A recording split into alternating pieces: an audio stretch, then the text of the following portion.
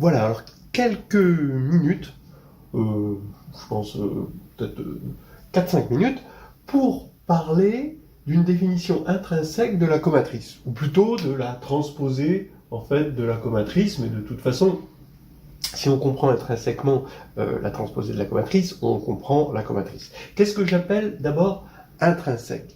Eh bien, bah oui, puisqu'on parle de la transposée, vous pouvez le voir purement avec des formules, c'est-à-dire vous regardez une matrice et vous échangez finalement des coefficients qui sont en position symétrique l'un de l'autre, soit alors la transposée, vous le voyez chez les applications linéaires, et vous définissez la transposée d'une application linéaire.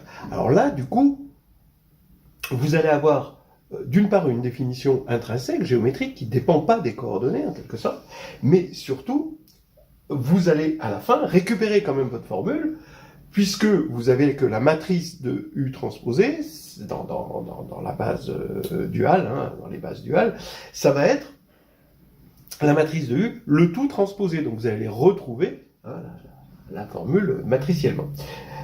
Voilà. Alors là, pareil, la transposée de la comatrice, si vous regardez, je sais pas, Wikipédia à comatrice, si vous regardez n'importe quel cours sur la comatrice, tout est dit en termes de formules. J'ai rien contre les formules, mais tout est défini en termes de formules. Et on sait, donc c'est-à-dire avec des coordonnées. Et on sait que si on reste avec des coordonnées, et si on n'a pas une vision qui a un peu plus de recul, qui est un peu plus géométrique sur l'objet, on risque d'être rapidement coincé, parce que les calculs, on est vite débordé par les calculs, même les machines. Donc, voilà. Alors, vous avez ce formulaire où on dit que comme de A, c'est moins 1 puissance I plus J fois des mineurs qui sont obtenus en enlevant la IM ligne et la JM colonne, et ensuite on a bien sûr ce formulaire. Alors ça, on va trouver ce genre de choses dans Wikipédia et dans tous les livres de licence. Le problème, c'est que on voit ces choses-là en licence, effectivement on les voit à un moment où on n'a pas forcément le recul de le voir autrement, mais ensuite quand on est en master, on revient pas toujours, on ne revient pas toujours, on revient des fois, là par exemple on va y revenir, sur comment on a défini les choses en licence et comment on va les définir en master maintenant qu'on a un petit peu plus d'outillage. Voilà. Donc voilà maintenant ma définition de la comatrice, ou plutôt de la transposée de la comatrice. Et donc de la comatrice, puisque la transposée a une définition intrinsèque, on vient de le dire. Alors, vous avez une forme linéaire, trace, d'accord? Bon, celle-ci, elle a même pas besoin d'être définie par des formules, parce qu'elle est unique, c'est l'unique forme linéaire qui vérifie phi de AB égale phi de BA, avec, bien sûr, ça c'est la constante près. Donc vous pouvez définir sans formule, vraiment de façon intrinsèque, la forme linéaire trace. Et donc la forme bilinéaire trace, qui a AB, donc c'est sur l'espace des matrices, qui a AB donne la trace de AB. Et ça c'est non dégénéré, ça se voit facilement que c'est non dégénéré. Bon, alors donc vous pouvez trouver ça dans Carnet de voyage en algébrie, c'est fait au tout début, dans le chapitre 1. Alors maintenant vous avez le déterminant. Alors le déterminant, qu'est-ce qu'il fait? Il va de Mn dans K, lui aussi il a ses propriétés d'unicité.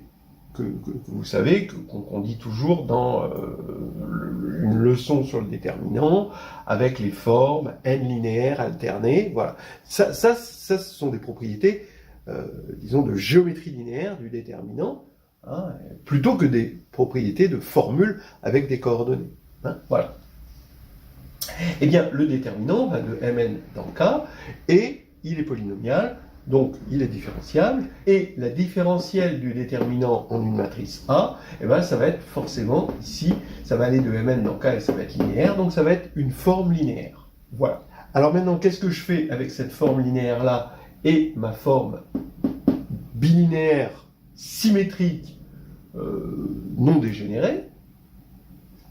Eh bien, je vais dire que, comme elle est non dégénérée, et que la différentielle du déterminant A, c'est une forme linéaire, non dégénérée, ça veut dire qu'il y a un isomorphisme ici entre Mn de K et Mn de K étoile. Donc ici, j'ai ma différentielle du déterminant, je la ramène là, et j'obtiens une matrice. C'est-à-dire que je vais obtenir, par isomorphisme, comme on a une non-dégénérescence, une unique matrice B, telle que la différentielle du déterminant H, c'est trace de BH. Et B, c'est voilà, une définition intrinsèque. On a B qui est justement la transposée de la comatrice de A.